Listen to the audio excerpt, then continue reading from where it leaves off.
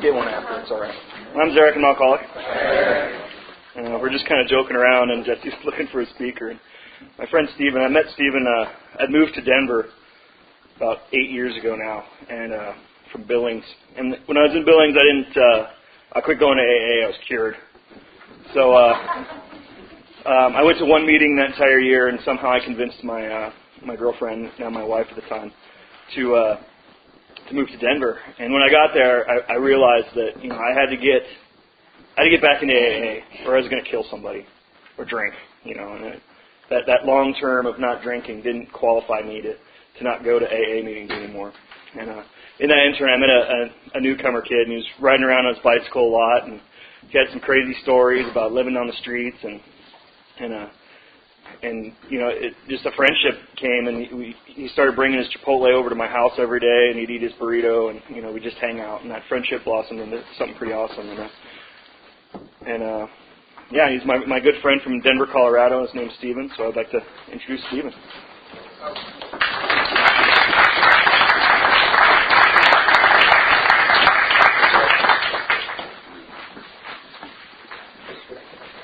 Good morning. My name's Steven. I'm an alcoholic. Thanks for having me here.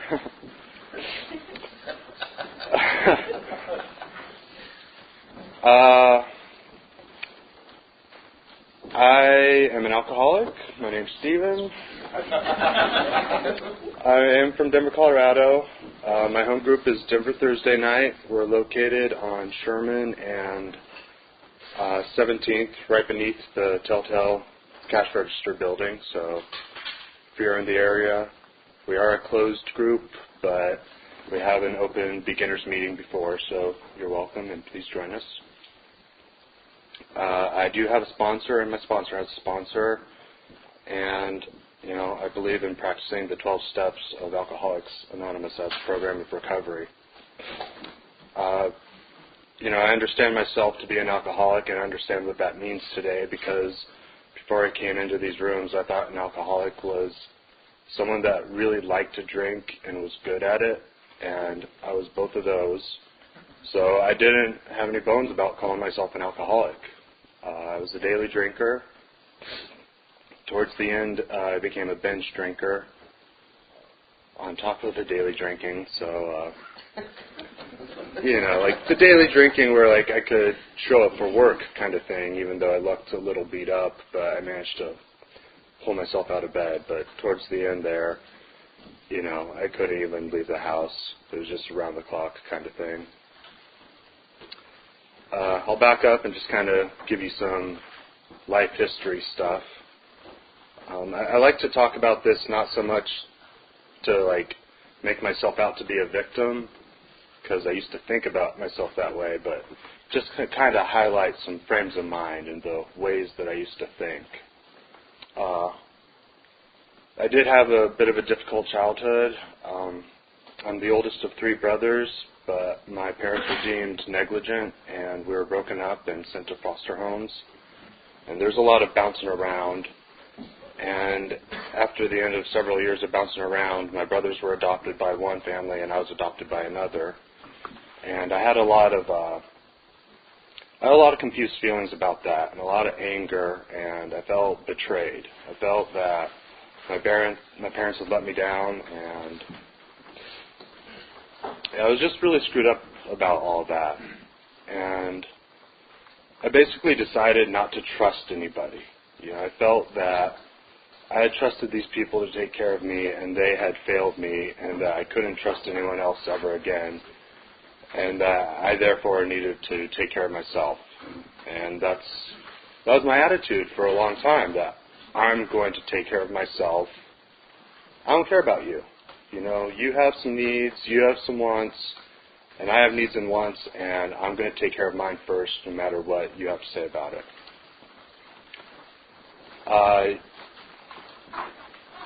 I discovered alcohol when I was about 15, and it was my parents were out looking for a house, and I didn't want to move, so I just would pretend that it wasn't happening, and I wouldn't go with them. And when they were gone one day, I got into the liquor cabinet, and I found something that I didn't know I was looking for. I got this feeling, and it was just this release. And, I found that thing that I never knew I wanted. It was just this feeling of just like exhaling for the first time in my life, just this deep peace, but at the same time, this thrill, this excitement. It just felt alive, like I had never felt before, and I loved it. And I understand that now to be a spiritual experience. And by that, I'm using a specific definition of spiritual experience. I'm defining it as an experience which rearranged all of my thoughts and ideas and beliefs and values in the world. Like I had been going through this world, just this confused, lost person, and once I took that drink, everything that I thought and everything that I wanted and all my values and beliefs, and just everything shifted, like this monumental just left turn. And after that, that was my goal. All I wanted to do was just drink again and drink more, and so I chased that. And I got into a lot of drugs, but I'm not a drug addict. And the reason I know that is because I can stop smoking pot, I can stop doing acid, I can stop all of the drugs because I want to do more tomorrow. And if I do them all, I don't have any left over, and so I'd get to a point where I'd save it. I can't do that with alcohol. With alcohol, even though I want to get drunk tomorrow also, somehow I always finish the bottle. Every single time, I always finish the bottle. It didn't matter if it was a small bottle or a big bottle, or if there were 2 or 3 or 5 or 10 bottles, or if it was your bottle, the bottle got finished.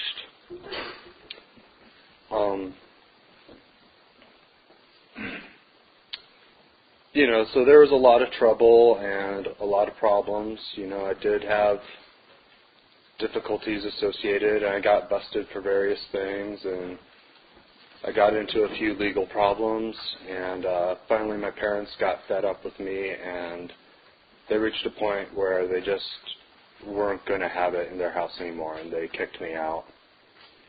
And, so I was homeless on the streets for a couple of years there, and that didn't stop me, it just made it a little more inconvenient. But it also allowed me the freedom to just do what I wanted to do without trying to hold up any pretenses or trying to hold up any image or, play a game like, I was trying to live this life like I'm a student or, I'm working a job because I graduated high school but didn't go to college, And I didn't have to fake it anymore. I could just be a bum on the streets and that was all right, But I wasn't happy with myself. I knew that's not what I wanted in life. I wanted something better for myself, and I wasn't happy. And I had this deep-seated self-loathing. I had always had it, even before the drinking. I just didn't like myself. I remember just feeling that there was something wrong with me, and that it was my fault. And that. If only I could say the right things or be the good son or be the good student or be the good brother and be a better person, that everything would work out. And I felt that because things working out all right, I was a bad person. So, I took full responsibility. It was back to that attitude of I'm going to control things. I'm going to take care of myself and, everyone else if I need to. So when I was on the streets, I got, it wasn't fun trying to find places to live. So, I would sometimes get drunk and go to detox just to get a roof over my head and get some warm meals, and ended up in a treatment facility, and that's where I was first exposed to AA. And, I just went along for the ride. I didn't really know what was going on, but I just went there and I sat, and I don't remember what I heard, but I think the effect of it must have been that I just remembered that I knew these people had something that was going for them, and I can't really say it any better than that. I just, I didn't want to stop, so I didn't take it seriously. I was just playing this game where I was trying to make the courts happy by proactively going to treatment and, just trying to look good, where all I really wanted to do was just drink and not be bothered about it. Through a youth homeless shelter, I got some help and I got back into school. And it was during that time that I turned 21, and it really went downhill then. I was working a job, and I pretty much just was a hermit in my dorm room, just drinking around the clock. If the sun was out, I was in my bedroom, and I wouldn't leave until the sun was down, and I'd listen at my door and wait until everyone was out of the hallways before I'd even walk down the hallway to go to the bathroom. And I was just terrified of people, just intense anxiety and fear, and I couldn't look anyone in the eye, and I was just freaked out. I just didn't know what to do with myself. And I finally got kicked out of school. I didn't go to school, so I got bad grades, and they didn't like that, so they made me leave. And, I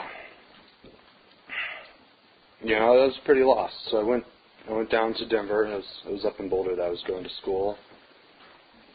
And I went to a former employer, and I went back to a former halfway house I knew about, and I checked myself into this halfway house because it was at this point I'm starting to get these ideas like, all right, drinking is causing some serious problems in my life. If I want to accomplish anything, I need to stop drinking. I still wanted to drink because I liked the effect of it and, the way it made me feel. And then when I wasn't drunk, I had all this anxiety and fear, and I felt really uncomfortable, and I was freaking out.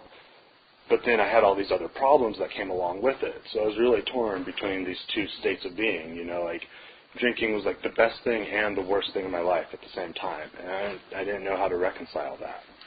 And so I just had this idea I need to make myself sober.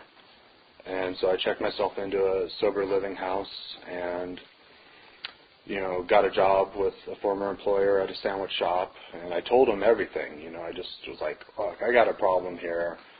And I'm trying to walk the clean line. I'm trying to walk the straight and narrow. And I was drunk in about a month. I got kicked out of that house, because I'm doing it on my own. And I can't stay sober by myself. But I was really confused because I thought I could. I didn't know why I couldn't stay sober because I really wanted to. In my head it was like, I got to get sober for 6 months or a year and get my life together, and then I can drink the way I want to. That's how I wanted to do it. And so that went on for about another 2 years with that employer. I was a wonderful employee when I showed up on time and was sober, and I was the worst employee because I also would come in drunk or not come in at all. So I was really unpredictable. I could do good work, or I could be a liability. I caused a lot of problems for him as well. And I can't really explain it, but he's one of those men I just really look up to and think of as a father figure, because he just gave me a lot of love, and he gave me a lot of chances when I didn't deserve them. I quit about 5 times, and he probably fired me about 10 times, but I worked there for 4 years, and the first 2 of those years I was drunk, and I finally hit this point. At the end there, the binges got to the point where they were 7, 8, 10, 12-day binges. I had this quarter collection from the tip jar, so I had $400 worth of quarters, and I'm walking half a block to the liquor store, get them rolls of quarters for Cormac's vodka or whatever was cheapest at the time, and then just going to my bed and drinking around the clock, because at that point it was I was coming to and hating myself, and the only option at that point was oblivion. It was just drinking myself into oblivion, coming to having the dawning, the reality of what my existence was, and hating myself and hating my life. Not wanting to die, because I didn't want to kill myself, but I didn't want to live either. And so I finally reached this place inside where I was utterly empty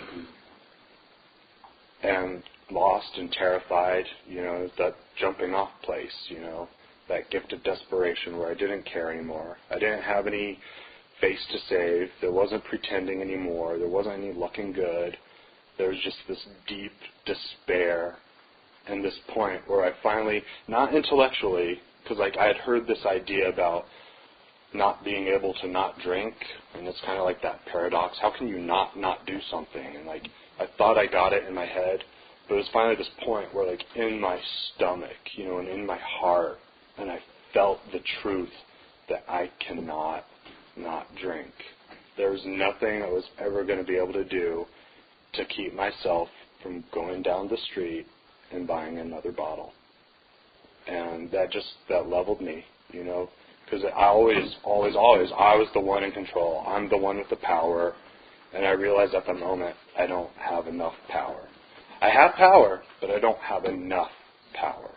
And that I can't save myself, and I never will be able to. And I was devastated. And so I consider that a first step experience. I don't feel that I worked the first step. I feel like it happened to me. And then I feel that I had, in the subsequent moments, a second and third step experience where I remembered back to those previous days where I had been to AA, and I knew that there was this thing that these people did, I don't know what it was, but somehow their lives worked. And I felt that, well, maybe if their lives worked, there's a chance, there's a hope, and maybe my life can work. And at the time, I didn't have a relationship with my parents. We probably talked about, once every 9 months or so. I just pretty much called them to tell them I was still alive. That was it. And I called them, and I don't even remember what I said, but I think there just must have been something in the tone of my voice where they heard something, and I asked for help. I told them that they needed to come and pick me up, and I went to their house, and I basically detoxed for about 2 days. And in those 2 days, my head started cranking again. I started to get some ideas about how I'm going to fix myself and what I'm going to do, and because I don't know what to do, and that's all I have is this thing in here churning. And so I got these ideas I need to go back to some sort of sober living house. This is what I'm going to do. I've got my plan. I'm going to make my life work. And somehow, after not being at work for 12 days, my boss hired me back, and I went in just with my tail between my legs, totally humiliated. And this old bum walked into the sandwich shop that day. He was a guy that I used to drink with, and I knew from the detox days. And he came into the shop, and I told him my story. I was like, hey, man, I just had this bad binge. I'm done. I'm going to AA. It's my plan. I'm going to get sober. And I think I was telling someone else that it's what I consider my anti-12-step experience, because this guy tried to convince me that AA was BS. It wouldn't work. There's nothing in AA you can't learn in a Psych 101 class. He tried to convince me of all these different reasons why I should not go to AA, and it had the opposite effect on me. Everything he said just reinforced, I need this. Here's this guy. He can't make his life work either. And we're the same. We used to drink together, and I'm like, oh my God, I need to get there. So I showed up at a meeting that night, and they had inside I'm bursting. I want to just scream out something. Just, notice me, I'm dying, but I'm terrified and humiliated and anxiety, and I don't want you to notice me, but I want you to notice me, And so I don't know what to do, and finally at the end of the meeting, I screamed out because I had a burning desire, and I blurted something out, I don't even know what. And some guy approached me, and I had seen him around before, and he was this weirdo, and I didn't think he was cool. And he asked me, are you looking for a sponsor? Or do you need a sponsor? And I told him I was going to shop around a bit because I didn't want to talk to this weirdo. But then this voice spoke up in my head that he's here now, and I need help now, and this is the guy, Because there's like all these judgments and all these beliefs and prejudices in my life, and I didn't want to look stupid, even though, I couldn't. Yeah, exactly. I didn't want to be seen with this guy, even though he was this clean-cut guy, had a job, his life was working for him. But so he became my sponsor, and when I told him all my ideas, what we were going to do, he told me to shut up and just call him tomorrow. And basically we met once a week. We read out the big books of Alcoholics Anonymous. And when it asked a question, we answered the question. And when it says pray, we prayed. And when it says write, we wrote. And we treated the big book as a textbook, as a set of instructions, not like a novel, like a story someone's telling us, but as literal instructions, a program to follow, a recipe. I didn't have a problem with God previously. God to me was more of an intellectual exercise. It was like a topic of conversation for staying up all night long and getting high and drunk. So that aspect was kind of not a big deal for me because it was the opposite. Instead of trying to find a concept of a higher power, I just stopped thinking about it. I just was like, I'm just going to let this thing work and watch the demonstration in my life. And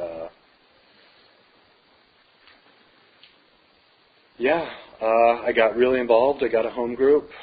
It was down the street from where Eric lived, so I would sit at the bus stop, and then I met Eric, and then I realized after about a month that he was going to the same place I was going, and I could probably ride in his car and not go in the bus.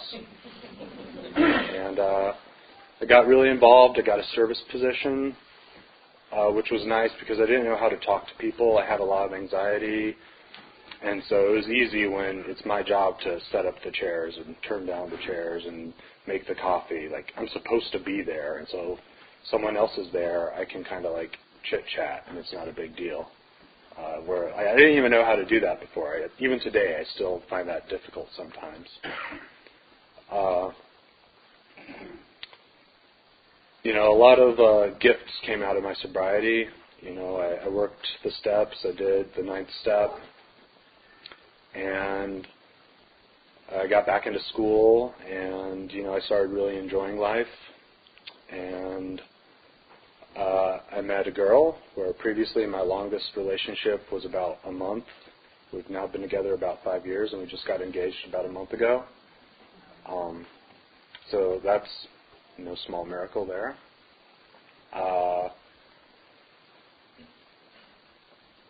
During the school years, I got busy, and I didn't treat AA as a priority anymore. My life had filled up, whereas previously I didn't have any hobbies, I didn't have any things, all I did was drink, and now I have all these activities and all these interests and all these things that I'm doing. And, around 3-4 years, I'm in school, I'm busy, I've got homework, and I convinced myself that, I don't know, I don't need to go to a meeting tonight. I haven't been to a meeting for 3 days, but I've got homework, or, I want to go do this, and I want to have some fun. And that kind of stretched out to the point where I realized that I hadn't been to a meeting for 6 months. I haven't talked to my sponsor, which at that point, isn't a sponsor, but for a long time. And it reached the point where I realized I hadn't even prayed for 9 months. And I got really resentful at people that would say, "How's that working for you?"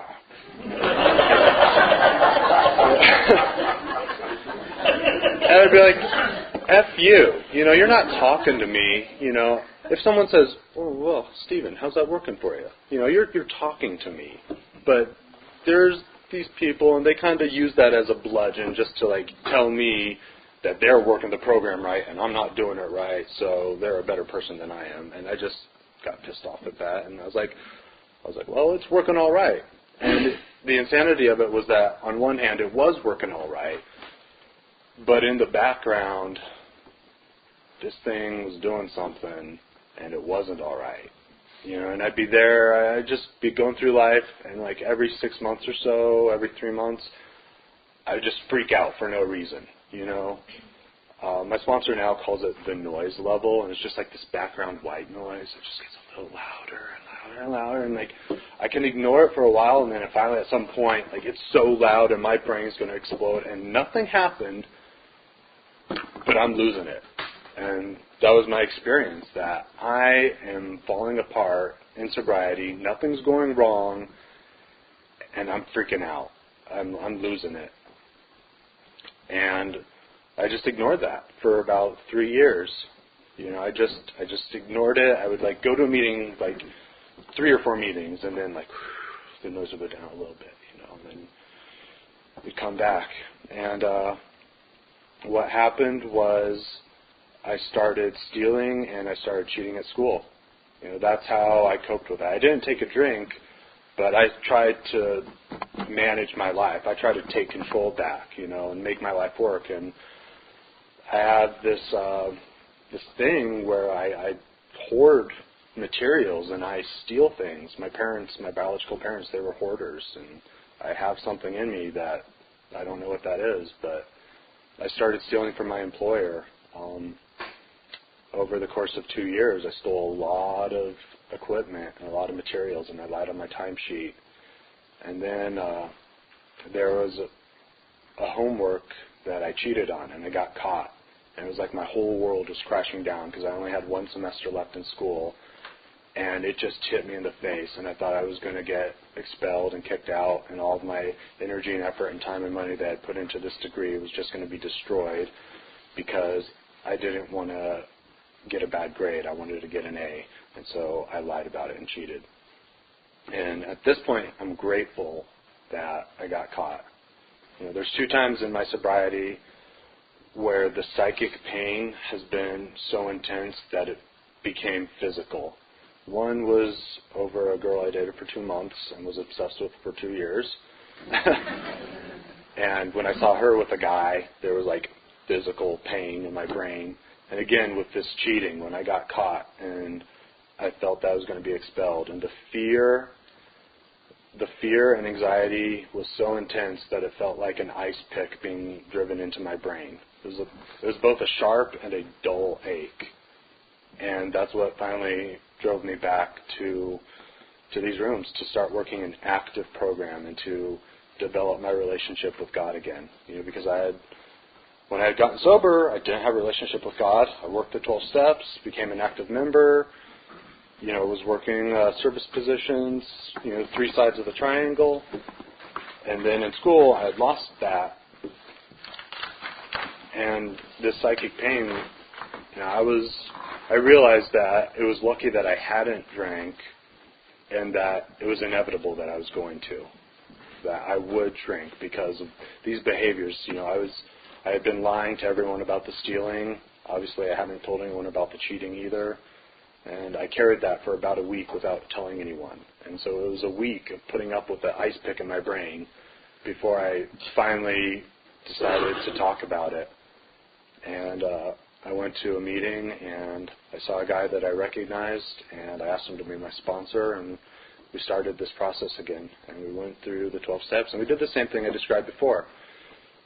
But it was another experience, and I got to some deeper stuff. It wasn't like, it's not about learning anything, because I tend to be academic about this stuff, and I tend to think that if I learn why I behave certain ways, and if I learn, if I do a very complete 4th step, and I can itemize and document all of these things in my behavior, I therefore have this knowledge and can fix myself. And I have not found that to be effective or true. It's a power greater than myself. Despite all of these things in my life, I keep behaving this way despite the knowledge. And so we got to some deeper stuff and some deeper surrender. In the 1st step, I accepted that I'm alcoholic and I surrendered. And so in 6 and 7, this time around I had a deeper surrender where I accepted myself, both good and bad, for what I am.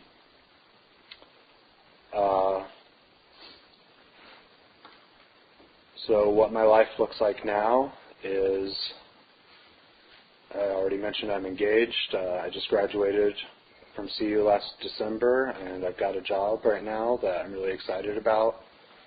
And I get the opportunity to be of service again. There's a conference that we hold in Colorado that I'm really passionate about, so I'll invite you all here. We've got a year to plan for it because we just had it. It's called Fellowship of the Spirit, and it's a family-based program. And so we do both AA and Al-Anon. It's really a family-oriented conference. And my favorite group actually isn't my home group. It's this group I go to on Wednesday nights where it's just a bunch of us in the basement, and we go there at 6 and eat food. And then we go in the basement at 7 and have a discussion group where we just read the big book. And there's AAs, and there's Al-Anons, and there's Coke heads, and there's meth heads, and there's Co-Anons, which is an Al-Anon for a Coke head. One of my best friends is from CA, so I like to call them the effing Coke heads. It's a term of endearment. And it's a sense of family that I've never experienced before. Since I was a little boy, I always felt like I wanted to belong and I didn't. I was always chasing this feeling of being accepted and just being a part of, and I never felt that I was a part of. I always felt alone and isolated. And the feeling I have with these people is really a strong sense of family. One of my favorite quotes is, "The bond that links our true family is not one of blood, but of joy and respect in each other's lives." And that's what I have, is joy and respect. And we share our good experiences, and we share the bad things that's going on with us, and we heal each other. And it's an honor and a privilege and a joy to be a member of Alcoholics Anonymous and to be able to grow and to fail and then grow again, and to be able to just hold my head up and not be ashamed, and to be accepted even when I do feel shame. So thank you for your hospitality.